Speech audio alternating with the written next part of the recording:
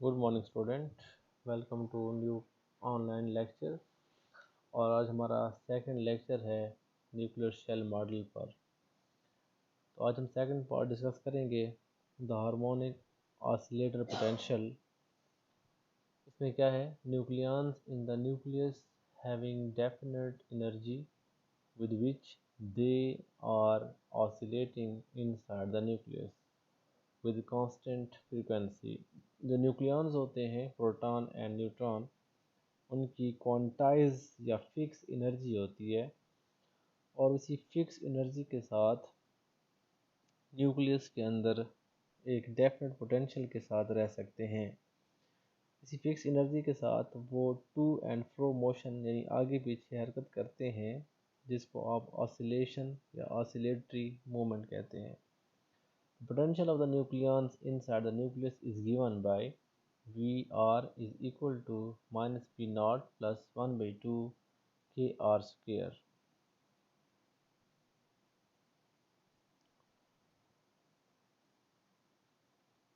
Oscillation oscillatory motion जो होती है वो टू एंड फ्रो मोशन होती है। तो हमारे पास ओवरऑल जो पोटेंशियल होती है दैट इज़ वी आर, और ये हमारे पास टू एंड फ्रो मोशन को रिप्रेजेंट कर रहा है diagram. Harmonic oscillator potential and the square well potential provide the two contrast viewpoint। Previously हमने डिस्कस किया था स्क्वायर वेल पोटेंशियल और ऑसिलेटर पोटेंशियल जो है इनका रिजल्ट थोड़ा डिफरेंट होता है। तो क्या डिफरेंस है वो हम देख लेते हैं। By solving Schrödinger wave equation for harmonic oscillator potential, we get following sequence of the energy level। अगर हम श्रोडिंगर वेव इक्वेशन को जिस तरह एटम पे अप्लाई करते हैं इलेक्ट्रॉन के लिए, उसको हम सॉल्व करते हैं, सिमिलरली अगर न्यूक्लियंस के लिए श्रोडिंगर वेव इक्वेशन को सॉल्व किया जाए तो उससे हमारे पास डिफरेंट एनर्जी लेवल्स आते हैं। तो देखते हैं कि वो एनर्जी लेवल्स कौन कौन से हैं और उनमें कितने इलेक्ट्रॉन आएंगे। तो हमारे पास एनर्जी लेवल जो है वो डिफरेंट एनर्जी लेवल्स हैं। उनके अंदर नेक्स्ट नंबर ऑफ न्यूक्लियंस और नेक्स्ट उनके अंदर उनका जो मैजिक नंबर होगा। फॉर एग्जांपल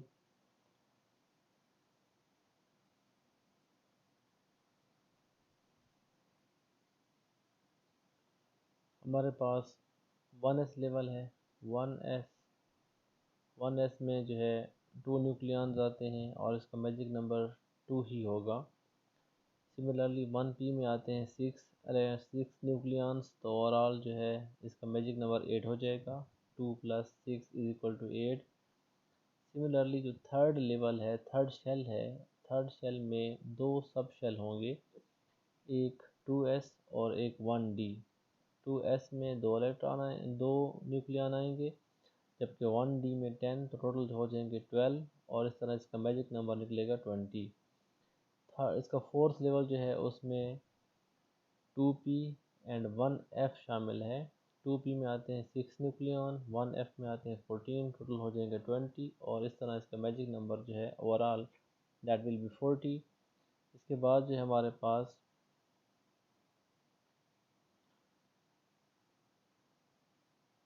नेक्स्ट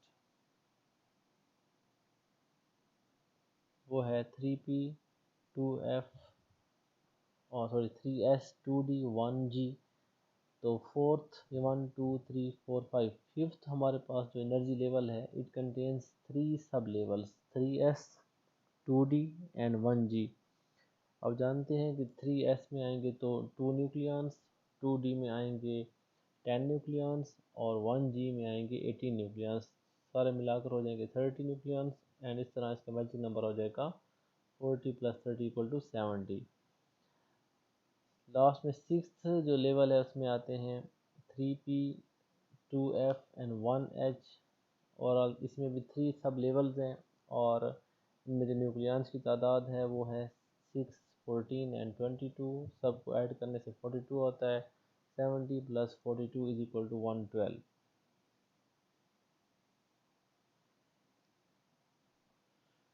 इसके बाद जो हमारे पास सेवन्थ शेल है उसमें आते हैं 4s 3D, 2G and 1I। इसमें 4 सब लेवल्स हैं और इनमें न्यूक्लियॉन्स की तादाद 2, 10, 18, 26 हैं। सबको मिलाकर हो जाएंगे, इसका मैजिक नंबर हो जाएगा 168। In this case, each subshell contains 2 plus 2L plus 1, 2 into 2L plus 1 nucleons. जिस तरह आप किसी भी सब शेल में नंबर ऑफ इलेक्ट्रॉन फाइंड करने के लिए ये फार्मूला है, similarly number of nucleon find करने के लिए भी यही फार्मूला है, जिसमें L जो है वो एजीमुथल क्वांटम नंबर है। जैसे कि आप जानते हैं कि S सब शेल के लिए एजीमुथल क्वांटम नंबर की वैल्यू 0 है, P के लिए 1, D के लिए 2, F के लिए 3, G के लिए 4 और H के लिए ये है 5। तो इस तरह S में अगर हम न्यूक्लियॉन्स फाइंड करना चाहते हैं तो वो हमारे पास हो जाएगा 2, P में 6, D में 10, F 14, G में 18 और H में 22 आ जाएगा और I में 26।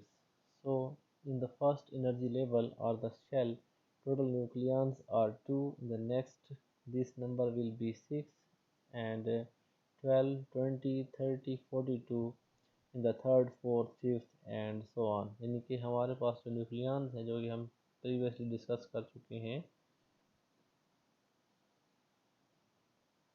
तो उसमें हमारे पास क्या है, पहले शेल में 2 न्यूक्लियंस आएंगे, दूसरे में आएंगे 6, तीसरे में 12, चौथे में 20, पाँचवें में 30 और इस तरह 42। This level sequence again does not match with the observed magic number sequence of the harmonic oscillator level in such shown below। अभी जो हमने मैजिक नंबर कैलकुलेट किए हैं ये वाले और जो प्रीवियसली मैजिक नंबर जिनको हम फाइंड करना चाह रहे थे उनमें बहुत डिफरेंस है। अगर इन तमाम सब लेवल्स को हम इंक्रीजिंग ऑर्डर ऑफ एनर्जी में अरेंज करें तो उसका आसान तरीका मैं आपको बताता हूँ। सबसे पहले आप वन वाले तमाम सब शेल्स को लिख लें, 1s, 1p, 1d, 1f, 1g, 1h and 1i। ये जो ऑर्डर है this is called increasing order of energy like aufbau principle. जिस तरह आपने आहबा प्रिंसिपल पे तमाम ऑर्बिटल्स एंड सब शेल को लो टू हाई एनर्जी में अरेंज किया था, तो यहाँ पर भी हमने लो टू हाई एनर्जी में अरेंज किया है। उसके बाद आपको जैसे कि पता है कि हमने दूसरे लेवल्स के सब शेल्स को लिखने के लिए पहले 2 गैप छोड़ देते हैं, उसके बाद हम इसको लिखते हैं तो 1d के सामने आ जाएगा 2s, उसके बाद ऊपर चलते जाएं 2s, 2p, 2d, 2f and 2g। Similarly फिर 2 आप सब लेवल्स को छोड़ दें और उसके बाद थर्ड सब शेल की वैल्यू पुट करें, that is 3s, 3p, 3d और फिर 2 वैल्यूज छोड़कर नेक्स्ट 4 आप s लगा सकते हैं। अब आप जानते हैं कि एस में ओनली 2 न्यूक्लियन आएंगे तो ये 2 हो जाएगा। पी में आते हैं 6 तो 2 + 6 इज इक्वल टू 8। तो इसमें आप हॉरिजॉन्टली लाइंस ड्रा करके आप इसको ऐड कर लें सब न्यूक्लियंस को, तो 1d और 2s है तो इसमें 12 आ जाएगा। 14 एफ में होते हैं, 6 इसमें होते हैं 20, जी में होते हैं 18 और 10 एंड दिस इज़ 2 तो ये 30 हो जाएगा। इसी तरह इसके 42 और 58 सबको जमा करके हमारे पास जो मैजिक नंबर निकलेंगे वो हो जाएंगे 2, 8, 20, 40, 70, 112 and 180, 168।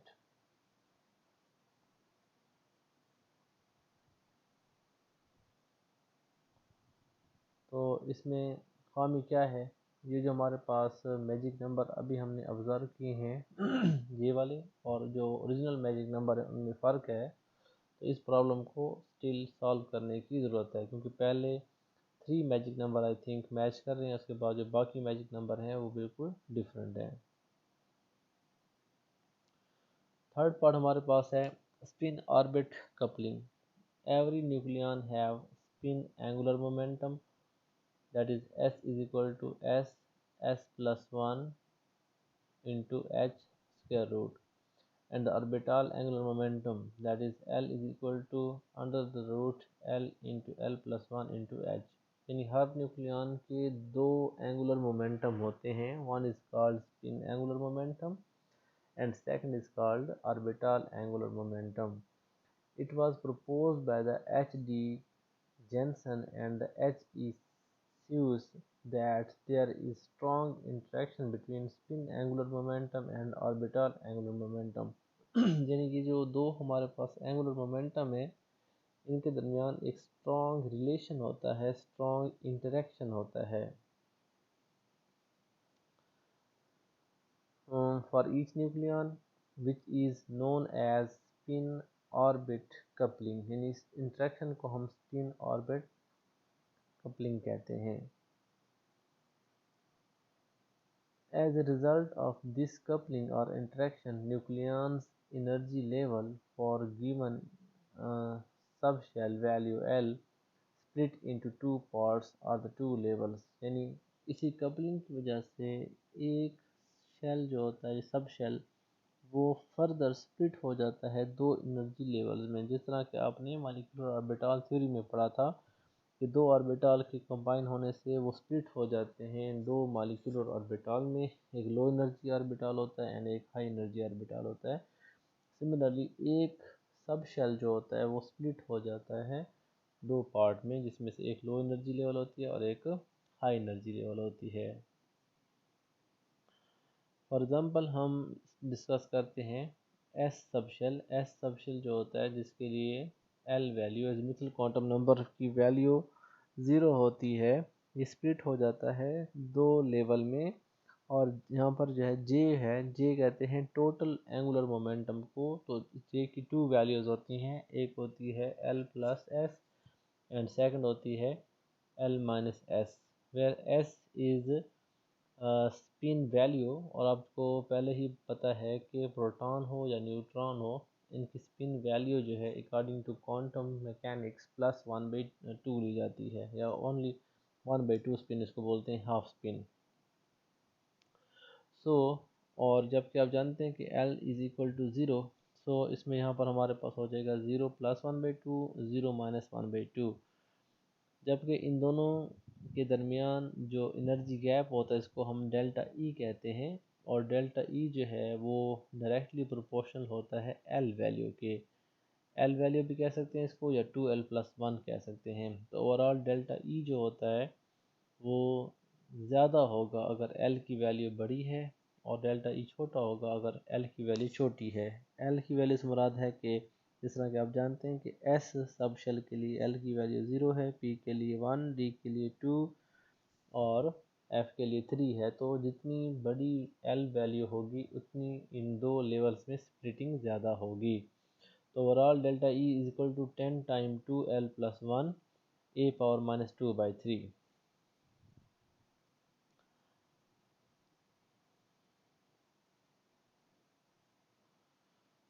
Spin orbit coupling is 20 times stronger than spin orbit coupling for an atom। जिस तरह के एटम के अंदर भी इलेक्ट्रॉन होते हैं और इलेक्ट्रॉनों की भी स्पिन एंगुलर मोमेंटम भी होता है और उनका ऑर्बिटल एंगुलर मोमेंटम भी होता है। तो उन स्पिन एंगुलर मोमेंटम और ऑर्बिटल एंगुलर मोमेंटम जो किसी एटम यानी इलेक्ट्रॉन का जो इंट्रैक्शन होता है वो न्यूक्लियर इंट्रैक्शन से 20 टाइम लेस स्ट्रॉन्गर होता है, या न्यूक्लियर स्पिन कपलिंग जो है ये 20 टाइम ज़्यादा स्ट्रॉन्गर होता है।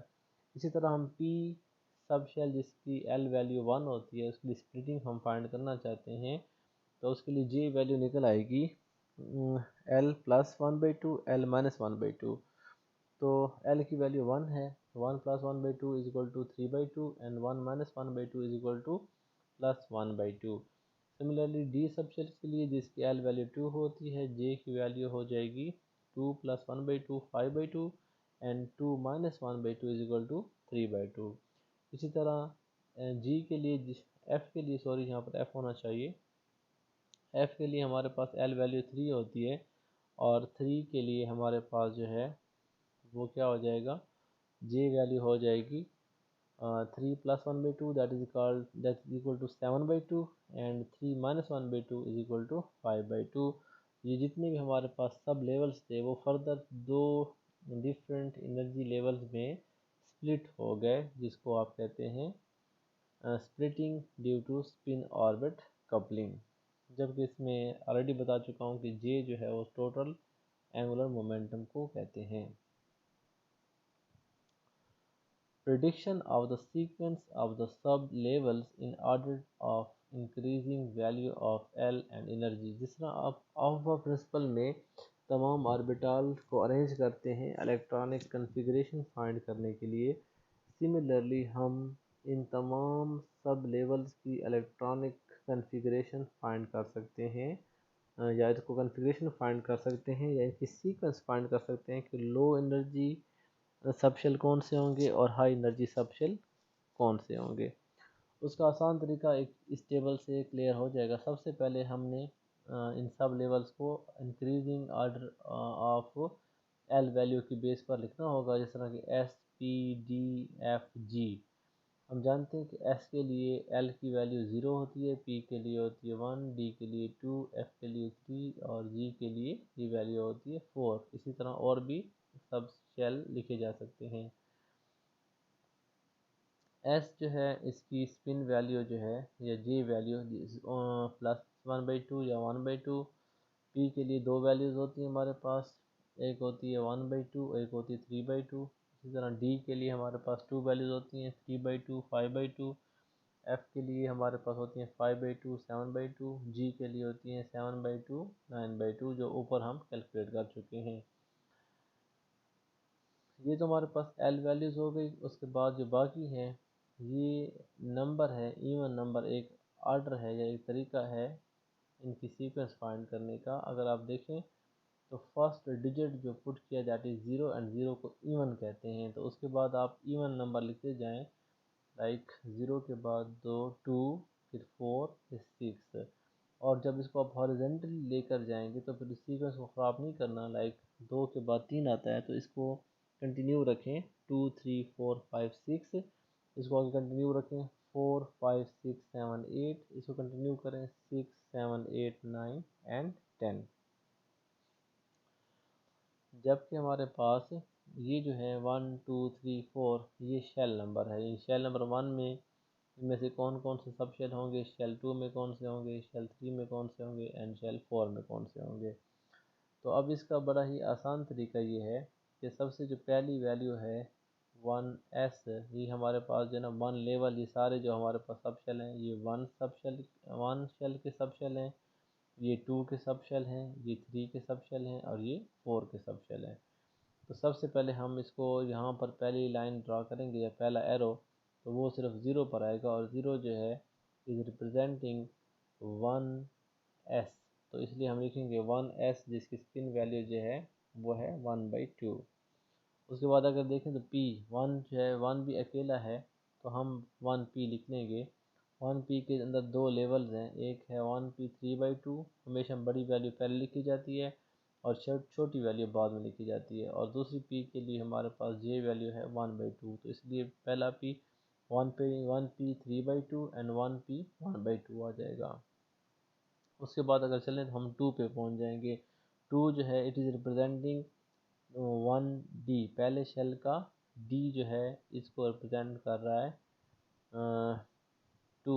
सो यहाँ पर हम लिखेंगे 1d, जैसे कि पहले बताया कि हर दो वैल्यू में से जो बड़ी वैल्यू होगी उसको हम पहले लिखेंगे, तो यहाँ पर लिखेंगे 5/2। तो 1d 5/2 ये हमारे पास फोर्थ लेवल बन जाएगी। उसके बाद इस 2 से आप इस 2 पर एक एरो लगा लें, इस 3 से 3 पर एरो लगा लें, इस 4 से इस 4 पर और फिर 4 पर एरो लगा दें, 5 to 5 एरो लगा दें, 6 to 6 तमाम एरो लगा दें, 7 to 7, 8 to 8, फिर 9 को अकेला छोड़ दें, 10 को भी अकेला छोड़ दें। यानी दो स्टार्ट में हमने एलोन छोड़ने थे और दो लास्ट में। अब इस 2 के बाद जब हमने डी की पहली वैल्यू पुट कर ली तो उसके बाद हम फिर यहाँ पर आ जाएंगे दूसरे 2 पर। दूसरे 2 पर जब पहुँचेंगे तो इट इज़ अगेन एस, ये आपको एस रिप्रेजेंट कर रहा है, लेकिन इस मरतबा ये सेकंड शेल के एस को रिप्रेजेंट करेगा। और 2 से 2 लिखने का मतलब ये है ताकि हमारी सीक्वेंस जो है वो बरकरार रहे। तो इसलिए हम जो है इस जगह पर हम लिखेंगे 2s 1/2, 2s 1/2। 2s 1/2 लिखने के बाद दोबारा आप पहुंच जाएंगे उसी डी पर और उसका जो दूसरा पार्ट था डी वो हम लिखेंगे, जिसको कहते हैं डी 1d था, 1d 3/2। इस 2 पर आने के बाद अब चलेंगे हम 3 के पास। 3 पर जब पहुँचे तो हमारे पास 3 पर फर्स्ट शेल का एफ सब शेल है जिसके अंदर फिर 2 जे वैल्यूज़ हैं, तो बड़ी वैल्यू जो है जे की 7/2 वो फ़ौरन लिख लेंगे। ये हो जाएगा 1f7/2। ये लिखने के बाद अब दोबारा इस 3 की तरफ आएंगे। ये 3 जो है ये शो कर रहा है कि ये दूसरे शेल का पी सब शेल है जिसके अंदर 2 वैल्यूज़ हैं, तो उसकी जो पहली वैल्यू है हम वो लिख लेंगे। तो ये हो जाएगा 2p3/2। 2p3/2 लिखने के बाद दोबारा आप उस f की तरफ चले जाएंगे, उसकी दूसरी वैल्यू बाकी है वो लिखेंगे, तो वो हो जाएगा 1f5/2। वो लिखने के बाद दोबारा p के पास आ जाएंगे और इसकी छोटी वैल्यू लिख लेंगे जो कि हमारे पास है 2p1/2। उसके बाद हम चलेंगे नेक्स्ट 3 के बाद फिर चलेंगे 4 के पास। जब 4 पे जाएंगे तो 4 हमारे पास वन शेल का जी है, तो वन शेल का जी है, इसकी 2 वैल्यूज़ हैं, तो बड़ी वैल्यू फ़ौरन लिख लेंगे। तो ये हो जाएगा हमारे पास 1g9/2। 1g9/2 लिखने के बाद हम जाएंगे नेक्स्ट के पास। नेक्स्ट जब हम पहुँचे तो वो बिल्कुल डी के सामने है और इसका शेल नंबर 2 है, यानी सेकंड शेल का डी। तो सेकंड शेल का जो डी है उसको हम 2d कहेंगे और 2d में फिर 2 वैल्यूज़ हैं, तो बड़ी वैल्यू को पहले लिख लेंगे और वो हो जाएगा 2d5/2। 2d5/2 लिखने के बाद हम तीसरे 4 की तरफ जाएंगे जो कि एस के नीचे है और ये थर्ड शेल का एस है। तो थर्ड शेल का एस जिसकी जे वैल्यू है 1/2, तो इसके बाद जो है 2d के बाद हम लिखेंगे कौन सा 3s1/2। 3s1/2 लिखने के बाद दोबारा हम चले जाएंगे वहाँ स्टार्ट से, जहाँ पर हमने जी की एक वैल्यू लिखी थी 9/2, अब उसकी हम दूसरी वैल्यू लिखेंगे जी7/2 लिखने के बाद डी के पास आ जाएंगे और डी की दूसरी वैल्यू जो है वो हम लिखेंगे जो कि है 2d3/2। तो ये आपके पास एक सीक्वेंस बन जाएगी 1s half, 1/3 half, 1p 1/2, 1d, 2s, 1d, 1f, 2p, 7f, 2 sorry it should be 1 ये है 1f, 2p, 1g, 2d, 3s, 1g and 2d। ये जो हमारे पास अभी सीक्वेंस आ चुकी है, इस सीक्वेंस को हम energy increasing order of energy of सब लेवल्स भी कह सकते हैं और इसी ऑर्डर में न्यूक्लियॉन्स की फिलिंग होगी।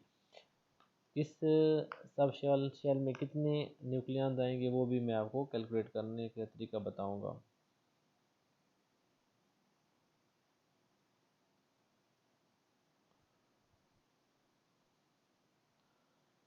देखें, no total number of each sub level will be equal to 2l12+1। यानी ये हमारे पास फार्मूला है जिसके ज़रिए हम किसी भी एक सब लेवल जो है, यानी किसी एक सब शेल की जो एक लेवल है स्प्लिटिंग के बाद उसमें कितने न्यूक्लियॉन्स आएंगे, तो उसका फार्मूला हमारे पास क्या है 2 × l/2+1। इसका आसान तरीका ये है कि जो l/2 का नीचे का 2 है वो 2 से 2 कैंसिल हो जाएगा, यहाँ पर 2 से 2 कैंसिल हो जाएगा। तो इन सिंपल वे ये है कि l+1 से आप जो है वो न्यूक्लियॉन्स जो भी हमारे पास सब लेवल हैं हम उसमें न्यूक्लियॉन्स फाइंड कर सकते हैं। फॉर एग्ज़ाम्पल अगर हम 1s1/2 के अंदर न्यूक्लियॉन फाइंड करना चाहते हैं तो आप 2 × 1/2 पुट करेंगे +1, तो 2 से 2 कैंसिल हो जाएगा, तो 1+1 हो जाएगा आपके पास 2। ये फार्मूला आपके पास मौजूद है, आप इसमें ये वाली वैल्यू जो है वो पुट कर देते हैं। फॉर एग्ज़ाम्पल अगर आप 1p3/2 के लिए न्यूक्लियॉन्स फाइंड करना चाहते हैं तो यहाँ पे पुट करें आप 3/2 पुट करने से क्या होगा 2 से 2 कैंसिल हो जाएगा, तो 3+1 = 4। तो पहले जो हमारे पास 1p है इसमें 4 न्यूक्लियन आएंगे और जिस दूसरे वाला है उसमें 2 न्यूक्लियन आएंगे, ओवरऑल हमारे पास आ जाएंगे 6 न्यूक्लियन और इसका मैजिक नंबर हो जाएगा 8। इसके बाद हमारे पास 1d जो है, अब आसान तरीका मैं आपको बताता हूँ। आसान तरीका ये है कि ऊपर वाला जो नंबर है 2 को इग्नोर करें, ऊपर वाले नंबर में 1 प्लस कर लें, इतने न्यूक्लियन आएंगे। यानी 1d 5 है तो 5 + 1 = 6, 2s है 1, 1 + 1 = 2, 3 + 1 = 4। तो ये हमारे पास 2 + 6 8 प्लस 4 हो जाएगा 12, 12 एंड 8 हो जाएगा मैजिक नंबर 20। इसके बाद हमारे पास नेक्स्ट मैजिक नंबर जो है इससे क्रिएट किया गया, दैट इज़ 1F, यानी इसके बाद जो नेक्स्ट हमारे पास सीक्वेंस में आ रहा था वो है 1F। तो 1F में आते हैं 8 इलेक्ट्रॉन, तो ये अकेला ही एक लेवल होगा, सो दैट कि हमने मैजिक नंबर पूरे करने हैं 2 8 20 एंड 28। नेक्स्ट जो हमारे पास पांचवा शेल होगा उसमें 2p 3/2, 1f 5/2, 2p 1/2 and 1g 9/2। तो इसमें हमने 22 न्यूक्लियस पुट कर सकते हैं, जैसे कि सीक्वेंस में क्लियर है। 3 + 1 = 4, 5 + 1 = 6, 1 + 1 = 2 एंड 9 + 1 = 10। तो सारे न्यूक्लियन हो जाएंगे 20, 28 + 22 = 50। ये भी मैजिक नंबर ऑब्टेन हो रहा है। सिमिलरली जो हमारे पास सिक्स्थ शेल होगा उसमें ये वाले सब लेवल्स होंगे जिनके अंदर न्यूक्लियस की तादाद होगी ये 32, और इस तरह हमारे पास टोटल जो है वो 82 इसका जो है मैजिक नंबर बन जाएगा। और लास्ट में भी बिल्कुल सेम है, और सेवन्थ लेवल में 44 न्यूक्लियन आएंगे और इस तरह बन जाएगा 126 इसका मैजिक नंबर। तो इसमें सबसे जो इम्पोर्टेंट चीज़ है इसी पेज में वो है न्यूक्लियस काउंट करना और सीक्वेंस लिखना। जैसा कि अगर आप लोग कंफ्यूज हैं कि आप किस जगह पर कौन सी सीक्वेंस लिखेंगे, तो वो सीक्वेंस आपके पास यहाँ पर ऑलरेडी हमने डिस्कस कर लिया है। ये ओवरऑल सीक्वेंस है तमाम सब लेवल्स की इंक्रीजिंग ऑर्डर ऑफ एनर्जी में। अब इसमें हमने कितने लेने हैं वो हम मैजिक नंबर को देखकर उसके मुताबिक, यानी 1sp सेपरेट होगा, 1p सेपरेट होगा, उसके बाद जो है हम दो दो या तीन तीन को कंबाइन करके रिक्वायर्ड मैजिक नंबर हासिल कर सकते हैं। अभी जो आपने सारे मैजिक नंबर जो है अभी हमें ऑब्टेन हो रहे हैं, यानी सारे मैजिक नंबर मैच कर रहे हैं 2 8 20 28 50 82। तो इनकी अरेंजमेंट किस तरह होगी, इनके अरेंजमेंट के लिए हमारे पास जो है लास्ट पेज है, उस पर हम देखते हैं फ्रॉम लो टू हाई हमें देखना होगा। अभी जो आपने सीक्वेंस लिखी है सब लेवल्स की उसको हम इस तरह एनर्जी डायग्राम में रिप्रेजेंट भी कर सकते हैं। सबसे पहले तो आपने ये देखना है कि जो 1s है, 1s एक सिंगल लेवल है एंड 1s हाफ, इसमें दो न्यूक्लियन होते हैं और ये हमारा फर्स्ट मैजिक नंबर है। उसके बाद जो 1p है वो स्प्लिट हो रहा है दो लेवल्स में, 1p 3/2 एंड 1p 1/2। 1p 3/2 में आते हैं 4 न्यूक्लियन, इसमें आते हैं 2, ओवरऑल 6 और इसका मैजिक नंबर हो जाएगा 8। 1d जो है ये स्प्लिट हो रहा है टू लेवल्स में, 1d 5/2, 1d 3/2। और जैसे कि हम पिछले सीक्वेंस में लिख चुके हैं कि 2s जो है वो इनके दरमियान में आता है, तो सबको मिलाकर ये हमारे पास 20 मैजिक नंबर हासिल होता है। इसके बाद 1f की हम बात करते हैं। 1f जो है वो दो लेवल में स्प्लिट होता है, 1f 7/2, 1f 5/2, 1f 7/2 में 8 न्यूक्लियन आते हैं और यही हमारा नेक्स्ट मैजिक नंबर हासिल होता है 28। इसके बाद हम बात करते हैं 2p की। 2p भी सिंपली स्प्लिट होता है दो न्यूक्लियन में। उसके बाद नंबर आता है 1g का, उसके बाद 2d एंड सो ऑन। तो ये इन तमाम न्यूक्लियंस की जो सीक्वेंस है इसी के मुताबिक अगर हम इनको ऐड करते जाएं तो हमारे पास रिजल्टिंग मैजिक नंबर आते हैं। साथ साथ आप ये भी देख रहे हैं कि हम पहले ही बता चुके हैं कि एल वैल्यू की बेस पर स्प्लिटिंग या डेल्टा ई हम कंसिडर करते हैं। जितनी एल वैल्यू ज़्यादा होगी उतनी ही दो ऑर्बिटल्स के जो लेवल्स हैं उसमें ज़्यादा गैप आएगा। तो आज के इस लेक्चर में हमने ये देखा कि न्यूक्लियस के अंदर जो सब लेवल्स होते हैं उनमें किसी भी शेल के अंदर जो सब लेवल होते हैं उसमें कितने न्यूक्लियस आते हैं और उनकी स्प्लिटिंग कैसे होती है। स्प्लिटिंग के बाद हमने ये देखा कि उनकी सीक्वेंस क्या होगी, और सीक्वेंस बिल्कुल हमने अहबा प्रिंसिपल की तरह ही इनकी फाइंड कर दी, और इससे ये जो प्रॉब्लम था मैजिक नंबर वाला वो सॉल्व हो गया, जिसमें हमने ये देखा कि कुछ हमारे पास शेल जो हैं वो स्मॉलर हैं और कुछ शेल जो हैं वो लार्जर हैं, यानी कि उनमें उनके अंदर ज़्यादा न्यूक्लियॉन्स पाए जाते हैं, उनके वैलेंस शेल समझ लें, और वो फिर सेटिस्फाई करते हैं मैजिक नंबर को। इसके बाद हमारे पास नेक्स्ट जो है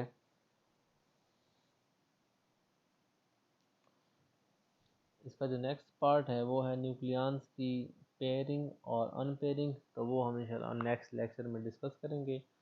इसके मतलब कोई भी क्वेश्चन है तो आप वो